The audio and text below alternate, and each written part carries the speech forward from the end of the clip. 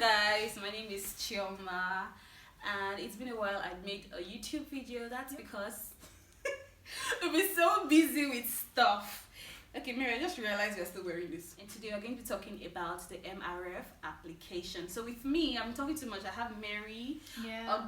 So I'm Ochuko, and presently here at Cape Town, University of Cape Town, doing a Master's of Philosophy in Biomedical Forensics. It's been an interesting journey so far. Like, it's been like a sharp transition for me, from the admission process, both to the school, to the scholarship program, and now so far the academic work. It's been interesting but enlightening.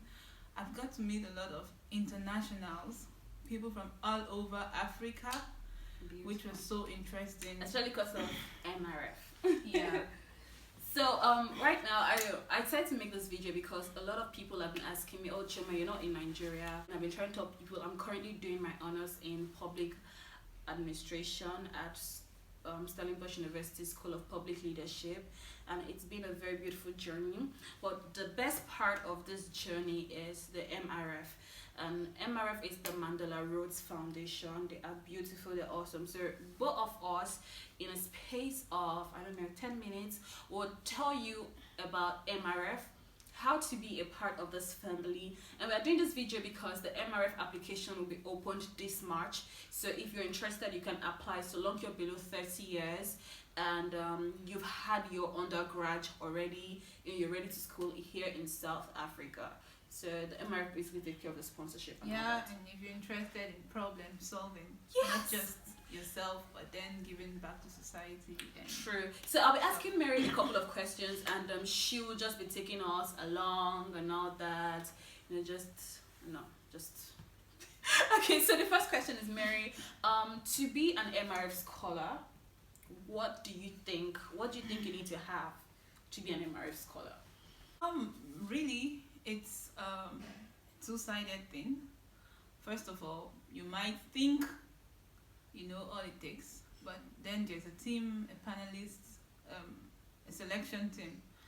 But basically, the standards or set criteria, as she already mentioned, the age. You have to be, first of all, below 30.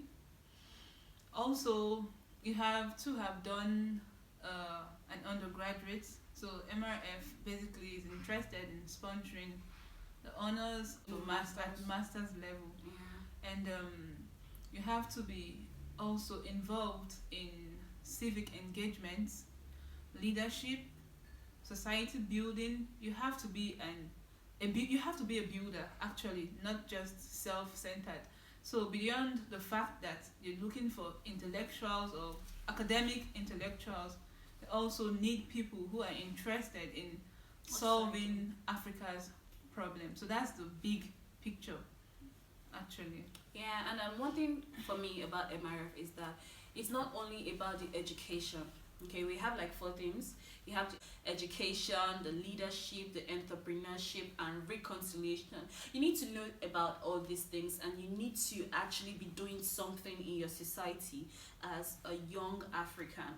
Okay, it doesn't matter the country you're from, so long you're African. Just make sure you are trying to solve a problem. You have to have the zeal, the passion to actually make a difference in the country, in the society, and Africa. Well, Emma, before we're applying, we had to do some writings. I think the CV, you write about yourself and all that. They'll just tell you what to do. So what you have to say about that space to those who are like, okay, where do I start from and all that? So what do you have to say to them? Okay, basically, what the MRF requires for an application is there are 2 essays. So one is just as simple as straightforward as your personal story. So I've been doing a lot of applications in the last year. As a matter of fact, I was applying for a living. Mm-hmm. But then when I got to this particular body, this scholarship, I found out that they didn't just even want a motivation letter, they wanted your story. So it's a big statement, your personal story, your life's journey, and how well you've been able to, at different points, relate to society, relate to people, relate to problem. So that's the first essay, your personal story, I think about 500 words. And the second one was the leadership essay, the one on colonialism. Africa's biggest story has been colonialism. Like, that's what we still suffer from.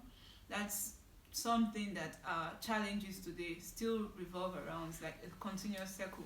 So MRF wants to know your own story, how it has really affected your country since independence, colonial days, and post-colonial time until now. And the other things were the recommendation letters. So beyond telling your story, they want to hear from another perspective, but then from professionals as well. So it could be academic. Personally, I had academic recommendations. I had one from volunteering, which is another point we might come to. But then I had one from a social organization. I think I had 2 academics. So that was it. But that's something you really cannot be fully in control of. So that's where it gets really dicey and tricky. Okay. So to add to what Mary says, when it comes to your personal story, I've had a couple of people ask me, Chioma, can you give me a way to write a personal story? And I'm like, no, can you give me your personal? Let me just, no way, I'm not going to give you. I know trying to apply could be a little bit dicey and scary, but you need to tell your story the way it matters to you. And this MRF body, they would know if you're faking it, or they'll know if you're trying to sound intellectual. Tell your story the way it resonates within you. And for the Africa and colonization, we've had a whole lot of things here in the MRF family about decolonization. So you have to really put yourself in that situation as an African and really say how it appeals to you in the body of your country and relating to Africa.